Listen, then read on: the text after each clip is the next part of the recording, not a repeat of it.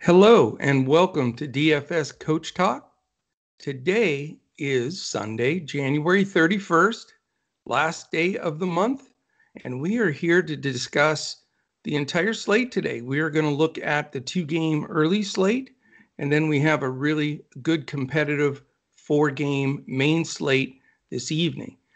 We do not miss a game here at Coach Talk. We want to make sure you are prepared for whatever contest that you want to enter. So quick shout out to Colin, C_Chach.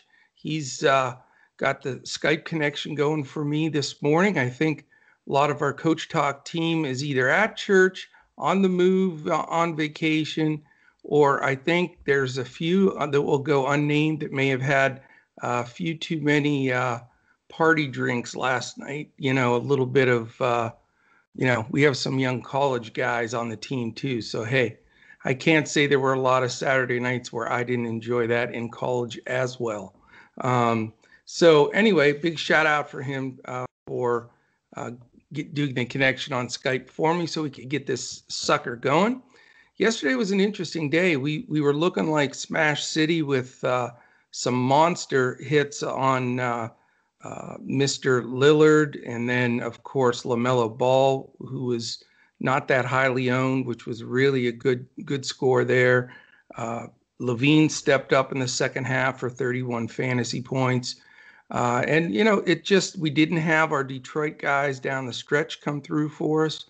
And the scores were pretty high. We had crazy games from Giannis and Luka and some of the big boys. And that always makes it rough to try to catch those numbers. But today we've got a good look at it. What I'm going to do is go over that two-game first and talk about the players in that setting of a two-game build. So some guys we may discuss that we normally wouldn't have because you're going to have to go a little bit deeper on those rosters on a two-gamer. The four-gamer will do the same thing. We'll go through our normal statistical analysis and discuss game flow and really try to look at how the game's going to play out and what we're anticipating. We'll look at defensive efficiency, of course. We'll look at pace, and then now that the DRPM numbers have a big enough sample size, we'll talk about the top 10% of the players on each team that are either very, very good defensively or very, very poor. So that'll help us plan that out as well. All right, let's get rocking and rolling here. Again, we'd love to have you at DFS Coach Talk.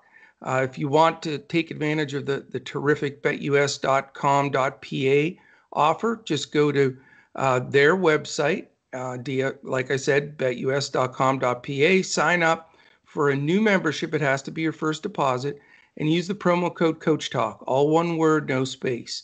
If you're going to sign up through us, you can do that as well. Just go to dfscoachtalk.com, and you'll have multiple options there. We also just added some payment options for people that want to break up those payments as well. But again, we're here in front of the paywall 7 days a week with NBA. We have a great PGA show that comes out on Tuesdays. That's for that week. And this should be a good tournament this coming week. And then we've got this week the special NFL Super Bowl podcast with Andrew Hansen and Shane Caldwell. So very, very excited for that as well. All right. Let's start off by looking at what we have listed at this moment for injuries. And we'll just buzz by those, so then when we go over the teams, it won't be as much, we won't have to pull out as much time there. We have Doug McDermott for the Pacers, questionable. We know PJ Dozier's out for the Nuggets. Reggie Bullock for the Knicks is questionable. Naz Reid also questionable for the T-Wolves.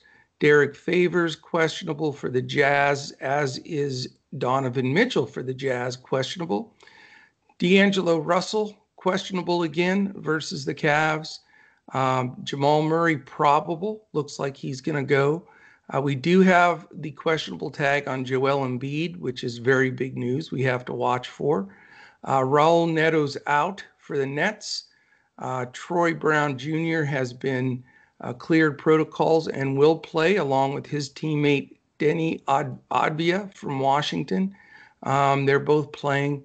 Big questionable mark on Harden, which is interesting. I'm wondering, I was worried about this possibility. I wonder if they're going to take like a rotation of one game per week where just for rest that either Harden, Irving, or Westbrook, or I'm not Westbrook, Harden, Irving, or Durant take a rest game. Last one was Durant.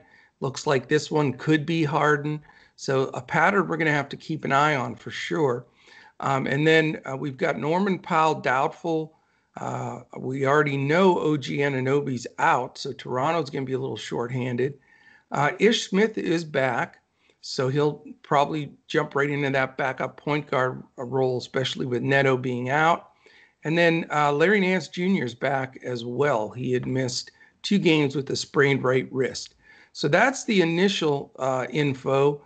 Of course, some of the key guys we want to keep an eye on that could be slate shifters, and they all have the questionable tag, and that's D'Angelo Russell, Donovan Mitchell, Joel Embiid, and James Harden. So stick with us throughout the day. Hopefully you're in Discord with us, and you can follow along. All of our members are fantastic, man. They keep all of us up to date and keep everything moving.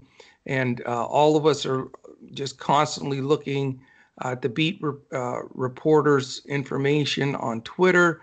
We're looking at all the different sites that put information up, and stay right ahead of that curve. If you're not a member and you just listen to this podcast every day, thank you for that, first of all. But you can follow us on Twitter. We do a lot of posting on there of injuries and thoughts and possible plays. I'm at Joe Sarvadi, JoeSarvadi. Andrew is at Language Olympic, and Shane is at DET Sports Shane, or you can follow all of us at DFS CoachTalk. All right, what do you say we dive into these games? Let's look at our first important situation of the day here, our 2-game early slate. We have a 1 p.m. Eastern game that's part of that. The Clippers at a stellar 15-5, and you've got the Knicks at 9-11, 9-1-1. That's the Knicks for you. Right now, the BetUS.com.pa, our sponsors, lines, we'll go over those as we go through these. Right now, Philadelphia is, that's the second game. The Clippers are an 8.5-point favorite. And the over-under is a paltry 211.5, which happens to be the lowest on the slate. So definitely a concern there. As we look at this, we've got 2 of the top 9 defenses in the league. The Clippers, it's been amazing rise to the defensive ranks. They were 22nd 12 days ago, and they're now 9th. So you talk about on a roll and shutting people down. They are getting it done. And they played some of those games without Kawhi and George. So very impressive. The Knicks 6th. They've been a big defensive surprise this year. So both of those scenarios don't help a lot of DFS possessions or numbers. And then this is the solidifying factor. The Clippers 26th in pace, and the Knicks now are dead last. So you've got a possible blowout with the Clips. You got great defense on both sides, very slow pace. And then listen to these. This stat is by far more than anybody else on either slate today. As far as top 10% defensive real plus minus, which really gives you a good look at a player guarding his position per 100 possessions. And it really spits out some very important information as you're looking to either attack a particular position or fade it. So top 10%, the Clippers have Beverly, Kawhi, and Ibaka. So, as you would expect. The New York Knicks, though, surprising, they have Rivers, Payton, Robinson, Noel, and Bullock. So they are loaded with strong defensive players.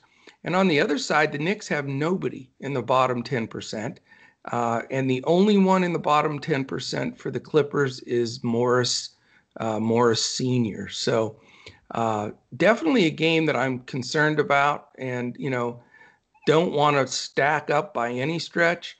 But it is only a 2-game early slate. And the other game is not a whole lot better. I mean, the over-under's 9 points higher, so certainly a little bit better. But it's not like you've got this, crush game and then this game. Both games are not super rosterable. In other words, if these two were on a big main slate, these would both be games that you'd be a little concerned about. So let me go over the second game, and then I'll put the two together of who I'm looking at in that early slate. All right, game 2 is Utah 15-4. We know they're on, I believe, an 11-game winning streak, and they're playing the Denver Nuggets, who are also playing better. They're 11-8. Right now, the BetUS.com.pa line is Denver -1. And we have Denver on the first night of a back-to-back. So that could affect them a little bit as far as minutes played. We need to keep an eye on that. The over-under, like I said, is 220.5. So it's a full 9 points higher than the first game, but still not, anything fantastic. Defensive rating, you've got Utah third. They've just been phenomenal. I mean, I watched them the last 2 games against the Mavs. They made the Mavs look like an AAU team, for crying out loud. Denver is 18th, so they've improved some. Here's the problem, though. Pace, 25th and 27th. So in this early slate, you have the 25th, 26th, 27th, and 30th pace team. So it's going to be every single point's going to count. You're not going to have big scores that take anything down on this early slate. You're going to be getting by with lower numbers than you ever thought could win. So I think there's an edge to be had there. You can go with some cash guys that are very safe and can really get you in the money, because there shouldn't be a lot of crazy guys blow up in these 2 games. As far as defensive real plus minus, Utah has Gobert, who's number 1 overall at any position in the entire league. And you have Conley and O'Neal. And I'll tell you what, O'Neal is an impressive defender as well. So they've got 3 really good ones. On the Denver side, Monte Morris off the bench is a real irritant. But somehow Jamal Murray is snuck in there. So he's had up and down offensive games, but his defensive game has much improved. And that could be part of the reason no one's really evaluated that piece of it, because everybody's asked, why is Murray a little up and down? Well, maybe it's because he's giving a lot more effort on defense. That was sort of the knock on him. If he wanted to be a superstar, he had to play some on the defensive end. And maybe all that extra effort, he's not used to that transitioning to maybe a little bit winded or a little bit tired legs on the offensive side. So just a theory, but I think as that develops throughout the season, I think you'll see that even out pretty well, and he'll do just fine. And then on the negative side of that DRPM, we've got just my man Porter Jr. for Denver, nobody for Utah. So, as a lot of young players do, it takes a while to learn NBA defense, positioning, how to body up. And Porter Jr. is obviously in that mix. All right, let's talk about this early slate and potential here. Right now, you've got a couple of different options. Reggie Jackson has been consistent and solid, in this last stretch when Beverly was out. I think you're going to see some timeshare there. And Jackson is definitely much more offensive minded than Pat Bev. Again, I don't like switching or splitting minutes, so I'm not going to race to that spot in particular. Paul George and Kawhi Leonard, the 2 big money guys for the Clippers, I think just based on the fact that they're playing the Knicks. It's a slow down pace. It's at New York. It's hard to pay up for that number for either one of those guys with as great as the Knicks have played defense. However, both guys are rested completely because they had that COVID protocol time off. And, they've got a game under their belts, and and the Knicks are not a rollover team like they used to be. So I know the spread's 8.5, but I look at this game and I think, okay, if Julius Randle and R.J. Barrett, Mitch Robb, the guys that are going to try to shut down that penetration, I just think it's going to be tough on them to stop Kawhi because they don't have the perfect matchup. I know they don't want to get Randle in foul trouble. Barrett's a little too small, I believe, and not quite as strong. So I just don't like the mix of the Knicks defense here. So even though I'm considering George, I'm not going to go with both. But I believe that it's a Kawhi Leonard. It's a claw day for me on this 2-game slate. So I definitely lean his direction as the main play there. I think that you can also, if you want to, go cheap, a possibility of Reggie Jackson. Still, his price is down, and I really don't want to go elsewhere. Serge Ibaka with Robinson and Noel both being two of the better defensive centers based on DRPM. They're third and fifth. So not any free baskets allowed by these Knicks centers. So I think, it's a Kawhi and hit the bricks for me, maybe Jackson. On the Knicks side, you've got a couple of options here. Bullock is questionable. We're not positive he's going to play, but you have a little logjam there now with Burks, Austin Rivers, who's played well. And then Quickly's been fantastic. I mean, he is a fun guy to watch, but it's interesting because when Reggie Jackson's out there, he's not a good defender. And I think, some of those guys, Peyton, Quickly, whoever it is, can take advantage of that. But when they have Pat Bev in there, it's the opposite end of the spectrum. And I'm sure in a close game down the stretch, they'll go offense to defense a lot, and that could create some issues. Definitely not going to go with the R.J. Barrett or any of those guards, not with Kawhi and Paul George defense. But I do like Julius Randle here. I think that, I think he has just been performing so well. He likes the big stage. This is an early game. No other game played at this time. It's in Madison Square. So I want to follow up it's, again, a 2-game slate. And just bumper Kawhi on one side, Julius Randle on the other. Let those two guys carry me in this game. And then if I need any value from that game, again, possibly Reggie Jackson, possibly Emmanuel Quickly, because his price is pretty low as well. And that's it for that game. That takes us to Utah-Denver, as we broke down before. Utah is on what you would call an amazing roll. 11 wins in a row, playing at Denver. You got the two high elevation teams, which is worth pointing out because when somebody goes to Utah or goes to Denver, there's an advantage there playing at home in the upper elevation, but this cancels it out. I mean, yes, Denver's a higher elevation than playing in Utah, but they both are, affect you. And I don't think these teams are affected by it playing at one place or the other because, they're used to it from their home court. Utah's on the road in Denver, though. Denver, like I say, is winning a few games, but this has a lot of intrigue to it. From the Utah side, the $1 million question is Donovan Mitchell going to play? Because it changes absolutely everything for Utah. If he plays, he's a go-to guy. But, the fact that he's been out with concussion protocol, is he going to be ready for a full load of minutes? His price isn't that bad.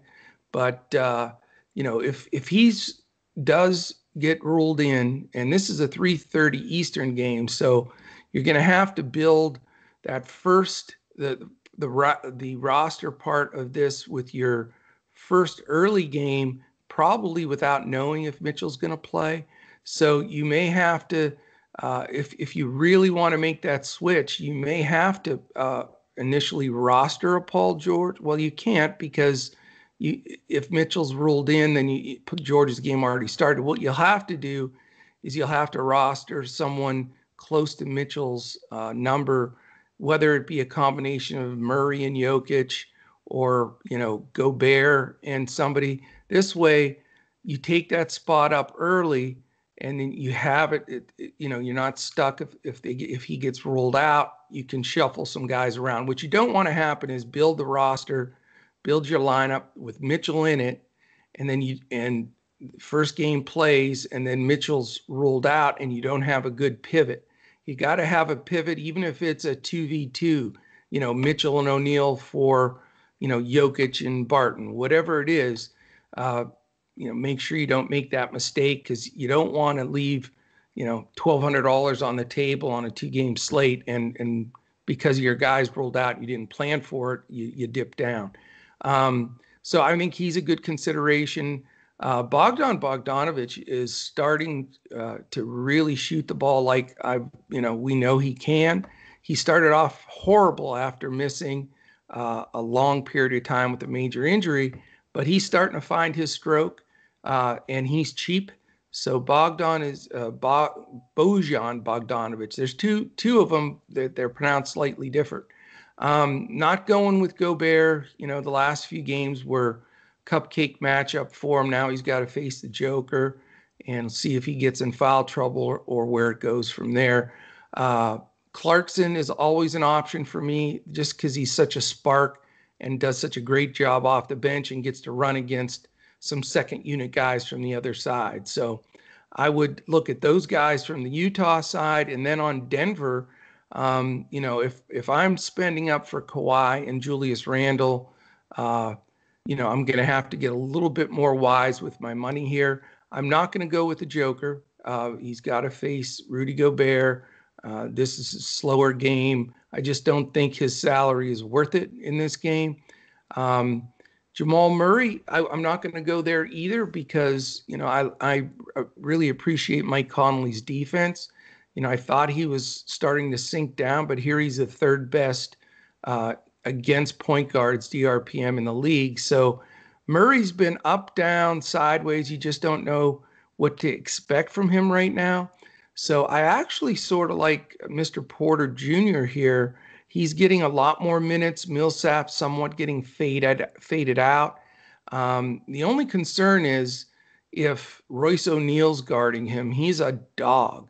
So you got to be a little careful there, in that rotation. But we'll see if Porter comes off the bench, then, maybe he can avoid some of that O'Neal defense. It'd be way better if he's in there like when a Niang is in there for Utah. I think he can eat them up. So, Bogdanovic, definitely, Mitchell, if he plays.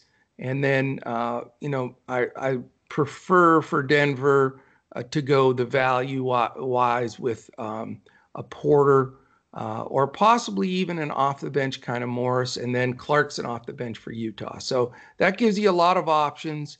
It puts into play that pivot in case Mitchell has to be eliminated or scratched, and then we'll go from there.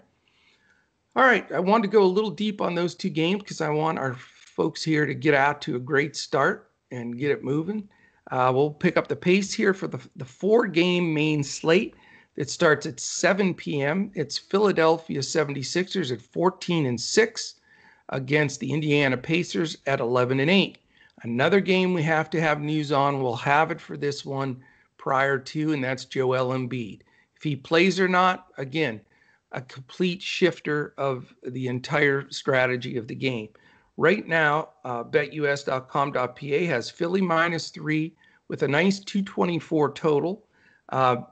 Defensive efficiency, though, you got Philadelphia 5th, Indiana 13th. So good defensive teams, but you have much better pace than the early games. You've got 6th and 16th respectively, so good pace. As far as DRPM, terrific players, you've got Embiid and Mike Scott off the bench. For poor defenders, you have Simmons. Simmons right now is in the lowest 10% of DRPM, and he's supposed to be all NBA type level defender. So not sure what the situation is there, but very interesting that he has sunk down, and something that you got to take advantage of because most people are going to assume he's shutting down the other team's best players. And then for Indiana, you have Miles Turner, who's in the top 5 in the entire NBA. He's having a terrific defensive year and just dominating blocks. All right, there's some players I like here. I think Brogdon just plays in to that Simmons narrative and the fact that he's going to have the ball in his hands a lot. I really like him. I like Jeremy Lamb as a super value play. He looks really good if he gets enough run, which he has been, because they haven't. It's going to be quite a while until they get LeVert. I think Jeremy Lamb is a fine play. He's explosive. He's the kind of guy that a low ownership that can smash a slate a little bit. He really does have that potential. And as far as the third guy on Indiana, I like Sabonis too. I know, I like the matchup against Philly if Embiid does not play.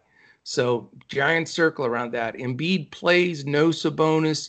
Embiid sits, I play Sabonis. So that I will make shift around some of my guys here in the later slates to make sure I have that protection. But we should have that news. On the Philly side, just all those guards are clogging the minutes together with Maxey and all the guys they're rotating, Curry, etc. So I don't want to mess with that. Tobias Harris came off a decent game, but I think his salary has now moved up a little bit.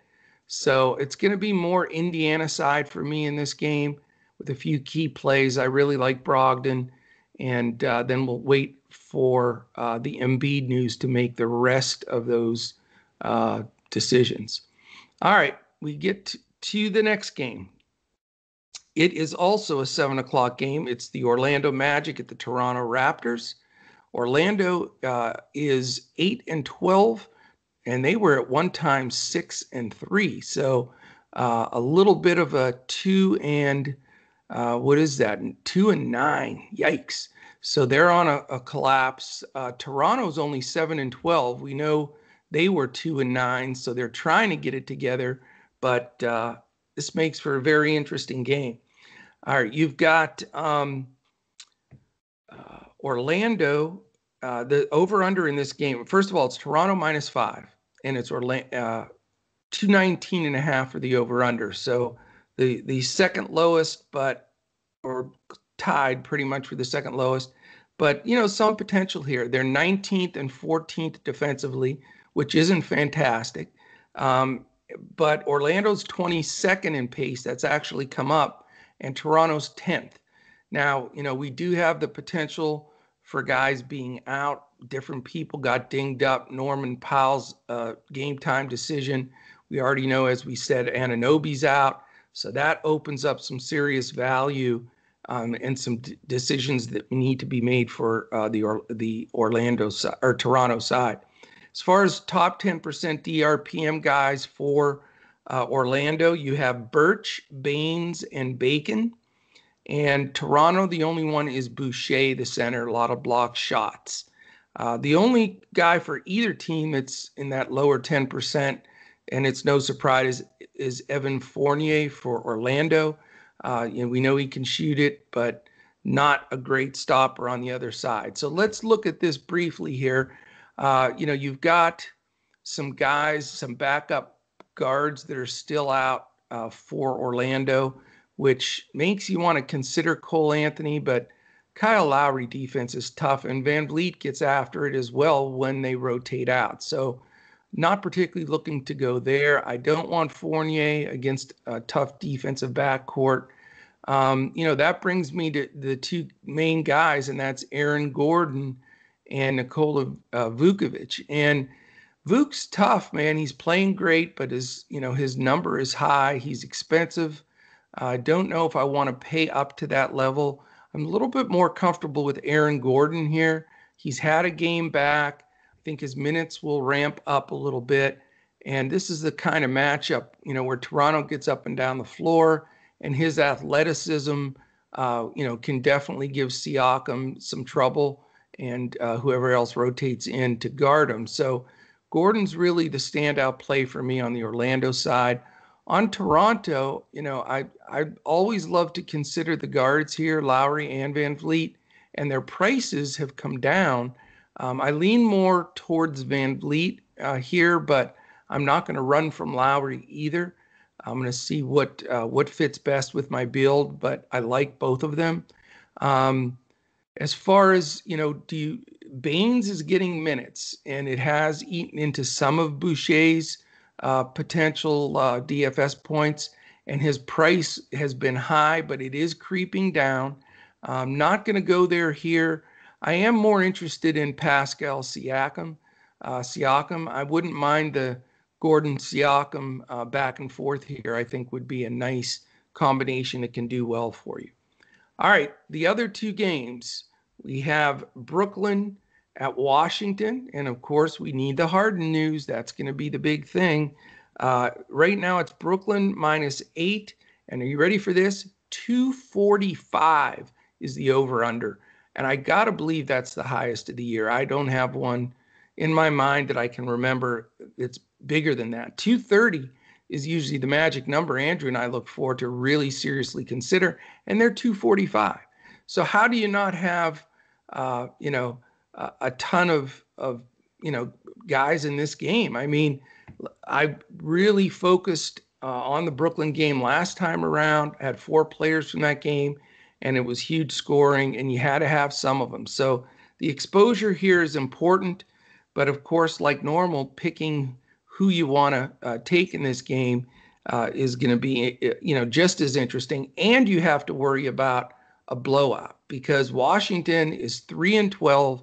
Beal looks like he wants to, just quit. He's so frustrated.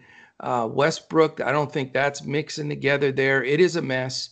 And Brooklyn, obviously, with the 3 studs, are just scoring whatever they want on people. They had 113 in the third quarter, I believe, the last game. So, let's see if Harden plays. It doesn't, it's crazy to say this, but I don't think it's like devastating when one of them sits. Look at this last game. Durant sat, arguably the alpha dog of the 3 for Brooklyn, and they still scored 1 million points and won the game. So, this team is just going to be a tough out in the playoffs. That's all I'm saying. But let's say Harden's in. Now you've got the 3 guys. You got to sort of pick your spot. Washington can't stop anybody. They're terrible. Brooklyn's 23rd defensively, which is a problem for them, and Washington's 28th. And then you have the wonderful pace. Brooklyn's 8th, Washington's 1st. So, I mean, you could almost just roster everybody for Brooklyn and, as many as you can jam in because they're just, they're not a super deep team, but, man, they put up the points. And then on Washington's side, what's going to happen here is can Russ step up? This is the kind of game Russ could have one of his ceiling games. I mean, he's been horrible, but an up and down game like this, where Brooklyn's not playing good defense, it's a high exposure game. Russ is on my radar, believe it or not, for the first time this year. I don't know what to do with Bradley Beal. I mean, I guess you have to consider him here. How do you not? I mean, he's smashing it all the time, except in the fourth quarter when he runs out of gas because he's a one-man show. So, if Brooklyn starts running doubles at him, which is possible, then he becomes at that real high price, very difficult. But there's decisions you have to make here. Yeah, everybody'd like to have Irving and Durant and Westbrook and Beal, but you forget it. You're not going to be able to fit it. So, for me, if Harden sits, first of all, got to have Durant. He's a no-brainer. If Harden plays, I still think I may go with Durant as my number 1 play from this game. And then I'm going to follow on the other side with either Beal or Westbrook without question. I'd prefer it to be Bill, but I don't know if the salary can fit it. And like I say, I'm really interested in Westbrook for the first time this year. The periphery guys that get, or the ancillary guys that get the periphery stats, I should say, Joe Harris is just drilling a ton of minutes, a ton of threes. He's getting it done. He's making his number. Now, he's not generally going to go 8X for you, but if you're looking for a cheaper guy that's going to go 5.5, 6X, he may be your best choice. Don't want any of the other guys that are splitting minutes. Washington's doing a ton of minute splits between all their positions, small forward, power forward, center. So I will pass there and just stick with one of the main studs for Washington. All right, last game, and we'll wrap it up here. It is the Cleveland Cavaliers and the Minnesota Timberwolves. It is an 8 o'clock game. It starts Eastern time, starts an hour later than everybody else. Cleveland's a 3.5-point road favorite. How about that? You have both of these teams on a first night of a back-to-back. I believe they play each other again tomorrow, if I'm not mistaken, with the new COVID weird scheduling. The over-under's only 219, and that's generally because Cleveland is going to slow it down. Minnesota is a speed-up team. Right now, defensively, Cleveland's dropped out of the top 10, though. They're 11th. Minnesota, a paltry 27th. But pace, 28 for Cleveland, which makes this number a 219, and fourth for Minnesota, which makes me interested in some of the Cleveland guys. Not one single player for either one of these teams are in the top 10% DRPM, but there are some in the bottom 10%. Garland for Cleveland, and Sexton's getting close to that bottom 10%. So we can start attacking this backcourt for Cleveland again, I believe, very shortly, like this week. Three guys for the Minnesota Timberwolves, and they're all pretty important in that bottom 10%. That's Rubio, Russell, and the rookie Edwards. All right, couple things here. D'Angelo Russell, game time decision. Naz Reid, game time decision. So very important to get the news on both of those guys because that shifts a lot of things. If Russell sits again, you're going to get that split pretty much with Rubio and McLaughlin. So, not interested there. Malik Beasley just as disappointed consistently throughout the year, but I'm going to consider him today. And the reason I'm going to consider him is because it's that Cleveland backcourt. And, his usage has to be there. He's going to get shots. I do believe Anthony Edwards will get quite a few shots as well. We know he doesn't defend. That could help the pace here, though, even more. So, Beasley, Edwards in play for me. Then we need to see if Russell and Reed don't play, obviously that rotation, especially at their bigs, because there's a couple options there that we can look at to go value. On the Cleveland side, I really like Colin Sexton today. I don't mind paying up for him at all. I think that the fact that he's playing against a team that has this much of a pace up, we've seen he can get absolutely on fire, and I think he's a great option on this slate. The other guy that I like for Cleveland is Larry Nance. I don't believe he's on any minutes restriction that I could see. I think that, if he gets 25 to 30 minutes against this Minnesota poor defense on the interior, I think he can do fine. Confused on this Drummond and Allen split at center. I mean, I like both guys. I think they both can do well, but how do you spend the money on either one of these guys if they're both going to play 24 minutes or whatever it is from there? So don't want to quite go there either. So that gives us an idea of, the early and main slates. Hopefully you can get your build started. Yesterday's pod, we went over a bunch of guys that just completely smashed the slate. We had some people that built lineups from the podcast and just crushed it. Now, unfortunately, what I did is of course, the guys I like on here, I'm always forthright with everything, but I made a few pivots based on news that broke throughout the day. And those pivots bit me right in the backside, if you will, and hurt me. If I'd have stuck with my initial feel, then I would have been in better shape. So I say that to really preach. If you build a lineup after listening to the podcast, at least be your shell lineup.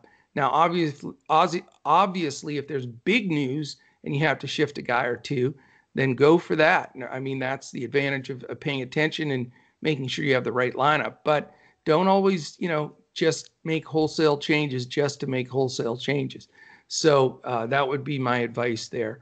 I hope you enjoyed the podcast. I hope it helps you take some serious stuff down this Sunday. I think there's potential on both of these slates to do well. We'd love to have you at DFS Coach Talk as a member. You can join us by going to our website, dfscoachtalk.com. You can join for as little as a week, or you can go to a year membership, which we've broken into 4 payments. We have a lot of great new members. They're doing a terrific job helping share information and keeping things real positive and upbeat in our Discord. We like to stay, have a lot of fun in there and root each other on. And we had our man Tyler Pitzer had a takedown yesterday, so everybody was really fired up for him. So we'd love to have you join us there. Again, if you're watching this on YouTube right now, this is my one ask per show. Please hit the thumbs up. Please subscribe to our channel. We're getting close to another pinnacle in our subscribers on YouTube, so we want to get to that number. And then hit the little alert button up in the corner. That'll let you know when the podcast posts. It'll send you alerts so you know when they pop up there. So that is it, my friends. I really appreciate you listening in, and I think we can really do some damage on this these slates today. So wish you the best. Have a great Sunday, and we'll see you again tomorrow. I'll be back with Andrew for a nice NBA Monday slate tomorrow, and we'll be looking to crush it again in NBA DFS.